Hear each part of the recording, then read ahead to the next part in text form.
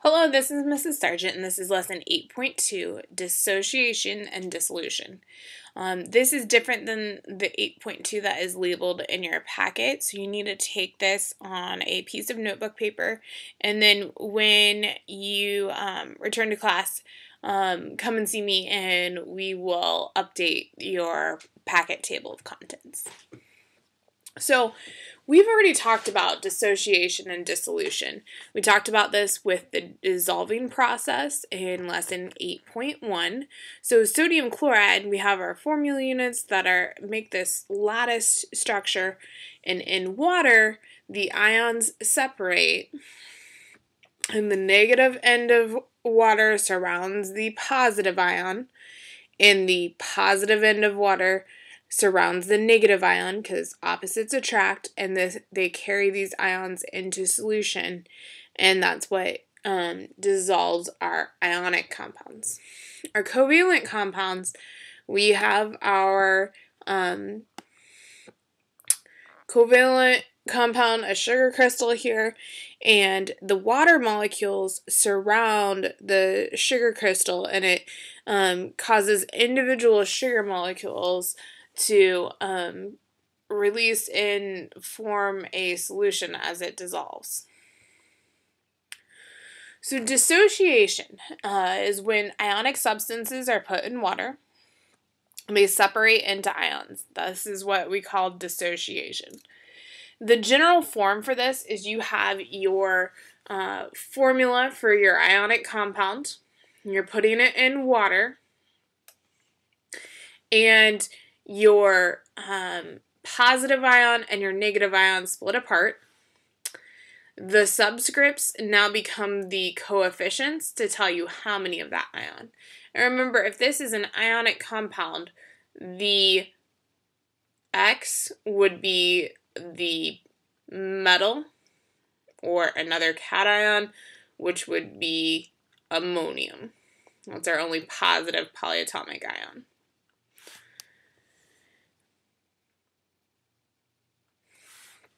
The Y would be our nonmetal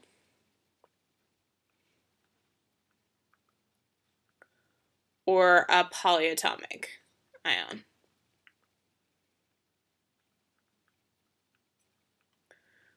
Because it's going to have that negative charge, so it's an anion. So the products are ions. The coefficients came from the subscripts in the reactant. This only happens with ionic compounds, and it conducts electricity because the ion charges allow the electrical current to flow. So here's a couple examples.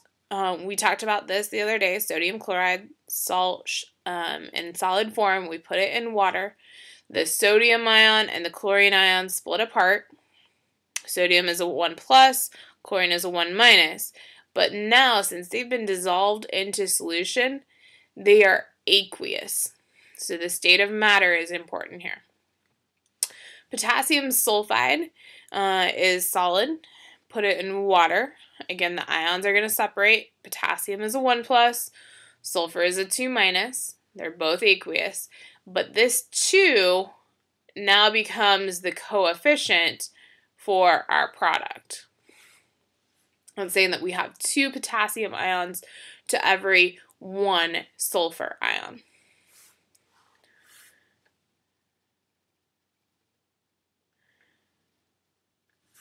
So let's take a look at iron oxide. We have Fe2O3.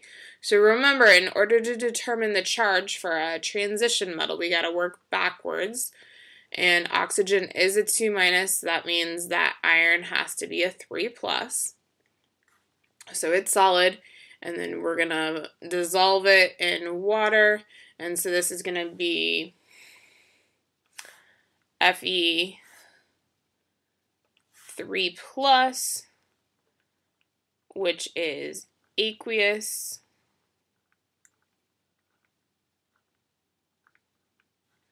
And then oxygen is a 2 minus, and it's also going to become aqueous. So now the subscripts become the coefficients. So we have 2 iron ions and 3 oxygen ions. Go ahead and pause the video and try magnesium hydroxide on your own. Welcome back. So magnesium is a 2+. It's going to be aqueous. Hydroxide, OH. And it is also going to be aqueous.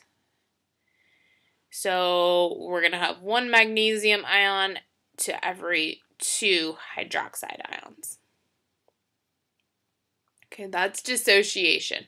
You're taking your ionic compound and splitting it into the ions that make it up. Dissolution is when covalent compounds are put into water. And the molecule stays together, just like our sugar molecule that we talked about last time, but it dissolves to form a solution. So the general form for dissolution is you have your compound. For your covalent compound, in this case it's solid, you put it in water, it stays together, nothing changes with the formula. The only thing that is changing is the state of matter. So it is now aqueous. So the state changed, but nothing separated in our compound. This happens with covalent compounds. So for instance, sugar, C6H12O6, solid, put it in water, it's going to dissolve and it will become aqueous. Notice there is a phase change, but no ions, and since we have no ions, we have no charges and no electricity is going to be conducted.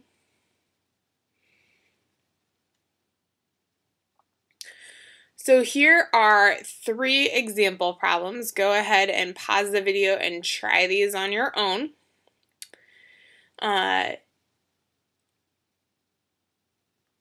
All of these are going to be solid to start with.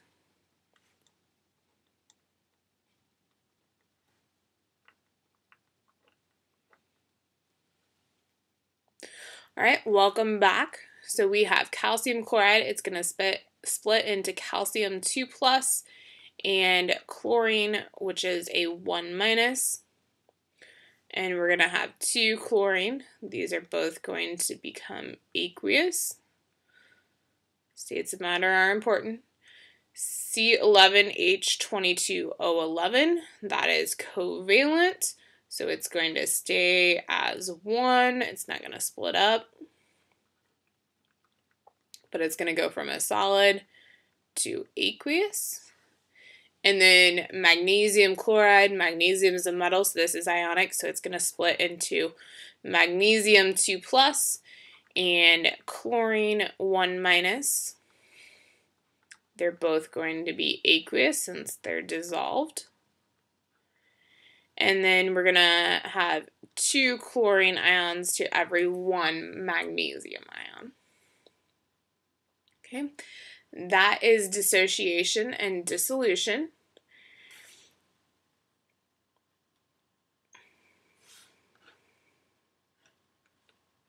If you missed class, you also missed the Sweet 16 dissociation tourney. So this kind of takes on the theme of March Madness. In brackets, you have 2 teams that meet in a competition, and you have 1 winner, and that moves on to the next round and meets the winner of another competition from below, and then you keep on moving forward until you have 1 winner. Now, sometimes people will know the history of the teams that they pick for their NCAA brackets, but other times they might think about places that they like, or the mascots that they like the most, or the colors of the teams.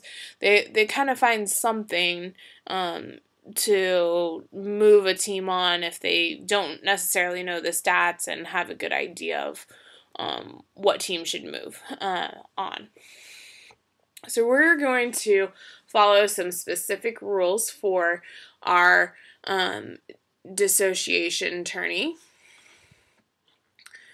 So the Sweet 16 dissociation tourney, each bracket in this tourney has compounds and 8 different competitions. The winning compound moves its formula to the next bracket. Remember, it's the formula. This will make more sense in just a little bit. You weren't in class, so we're not going to do it this way. But the first round, with those 8 competitions, you are going to decide the winning compound, and that is going to be which one is ionic. So determine if the compound is ionic or covalent, and whichever one is ionic is going to move on to round 2.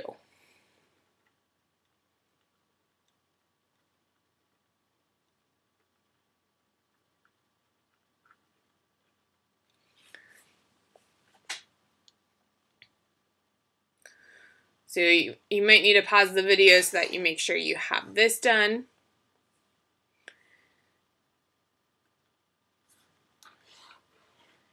Round 2, you are now going to dissociate the compounds into the ions. So you're going to determine what is the cation, which is a positive, and what is the anion, and how many of each of them you have, as well as what is the charge. The formula with the higher anion charge wins. So, like, 4 minus would win over 2 minus. This would be the winner that moves on. So, for example, if we have calcium nitrate, calcium is a 2 plus. We have one of those, and then nitrate is a 1 minus, and there's 2 of those.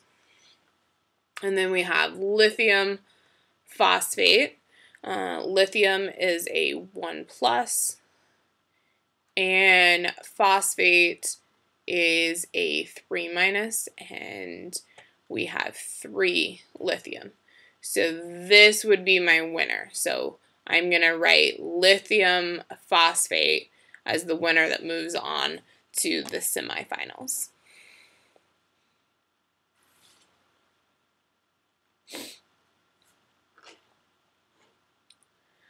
So the semifinals, the compound with more ions advances. So you've already split all of your compounds into their respective ions as it dissociated. So now you can look back at round 2 to help you out because you've done your dissociation, and then we're going to move on from there. So the final round, you're going to look to see the compound with the most amount of atoms is going to win it all. And so go ahead and fill out that bracket, and you can come and check it with me next time you're in class. Thanks for stopping by. Have a great day.